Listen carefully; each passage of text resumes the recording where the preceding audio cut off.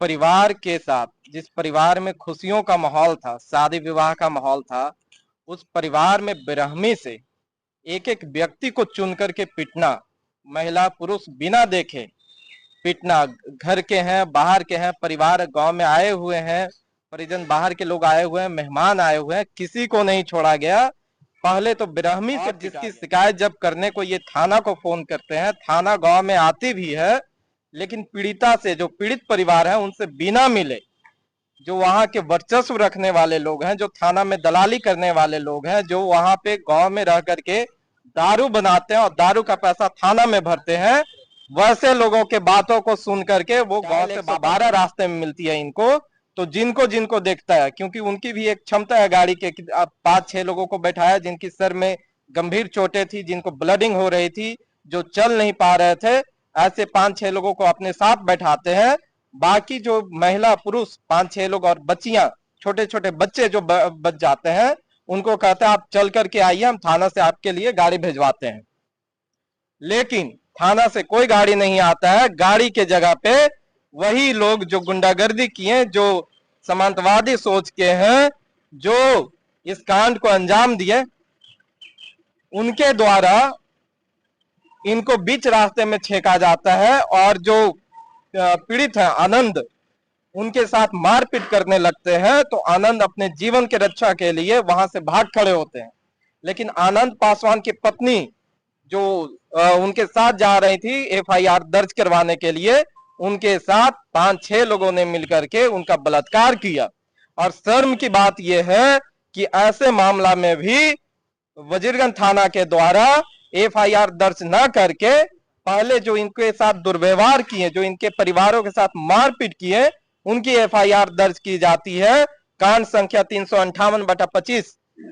और उसमें आनंद को, जो पीड़िता और पीड़ित है स्वयं, उनको अरेस्ट किया जाता है। इनका एफआईआर 361/25 दर्ज किया जाता है, जिसमें दुख की बात यह है कि असलियत जो घटना है उसको दर्ज ही नहीं किया गया, उस शिकायत को सुना ही नहीं गया।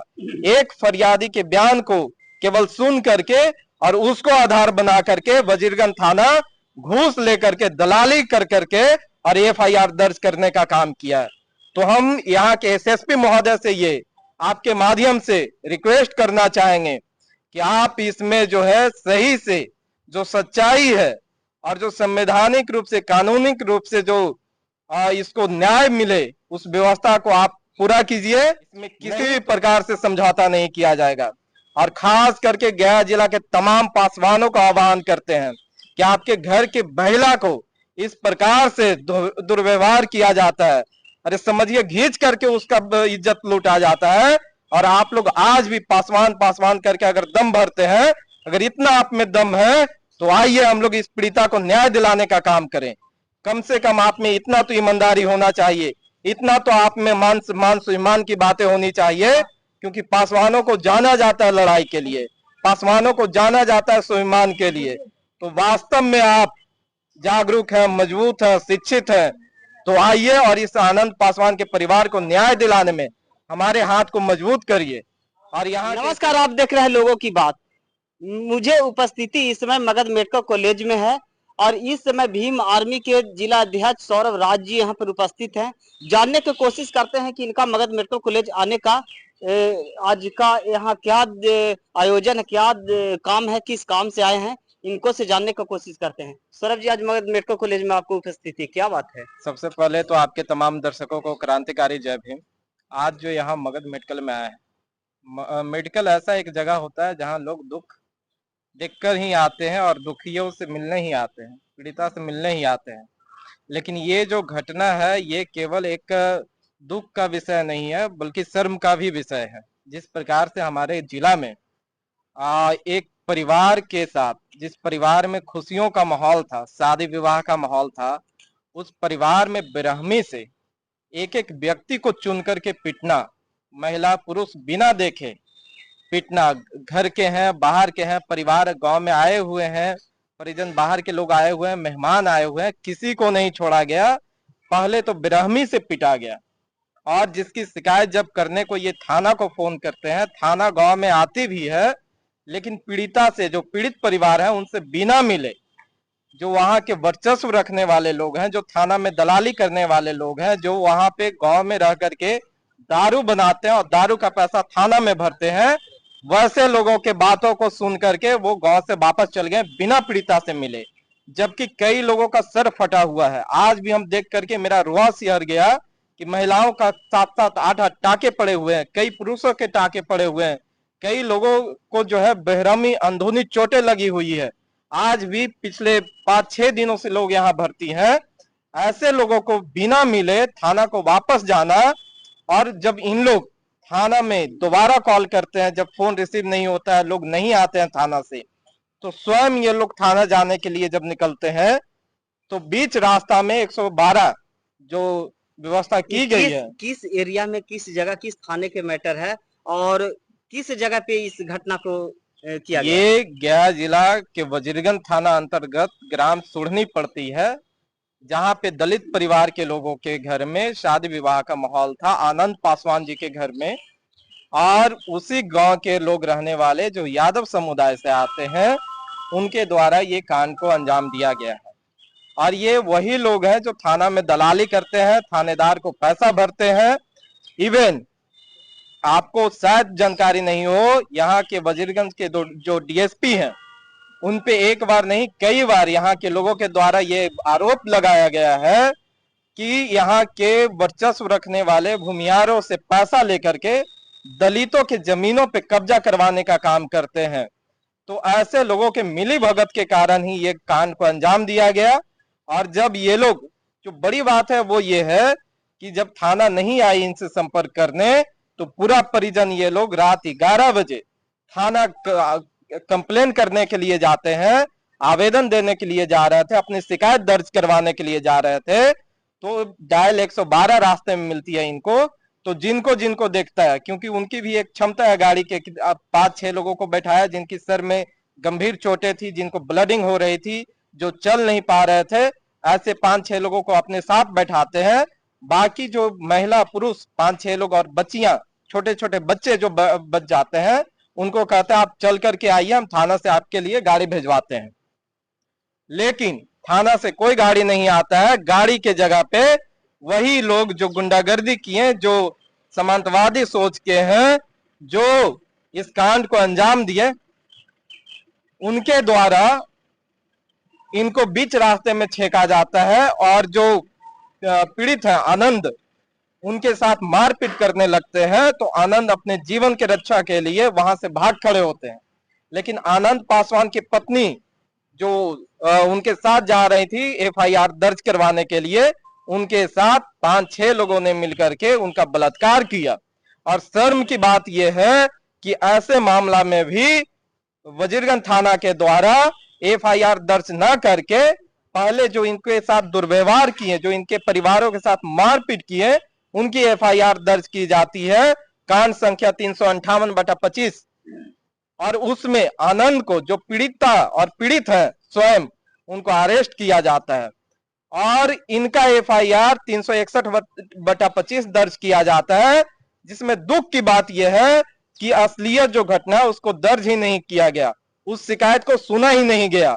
एक फरियादी के बयान को केवल सुन करके और उसको आधार बना करके वजीरगंज थाना घूस लेकर के, दलाली कर करके और एफआईआर दर्ज करने का काम किया है।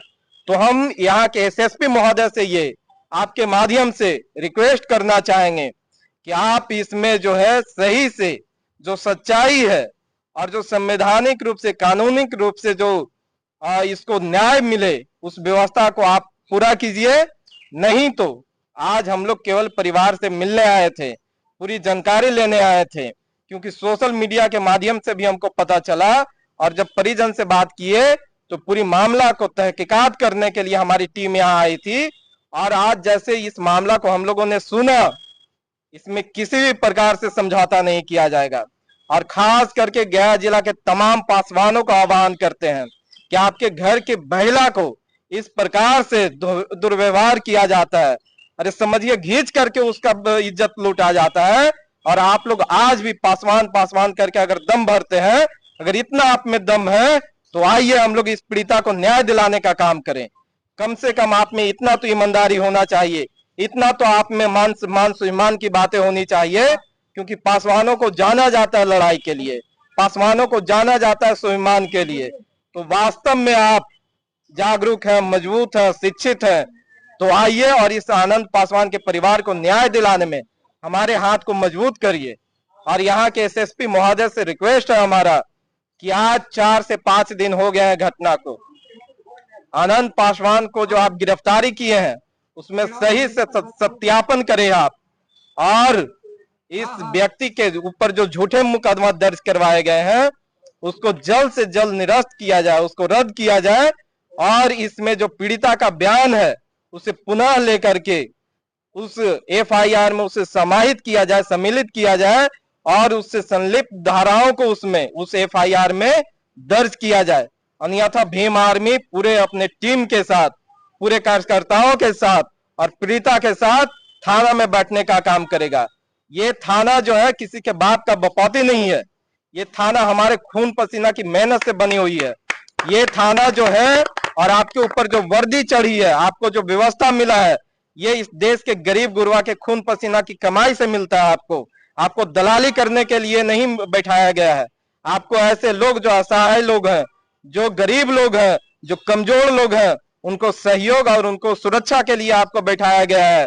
आपको ये लगता है कि कुछ लोगों की दलाली करके आप थाना में बैठे रहेंगे, तो भीम आर्मी ये बर्दाश्त नहीं करेगी, आपको थाना में बैठने नहीं देगी आराम से।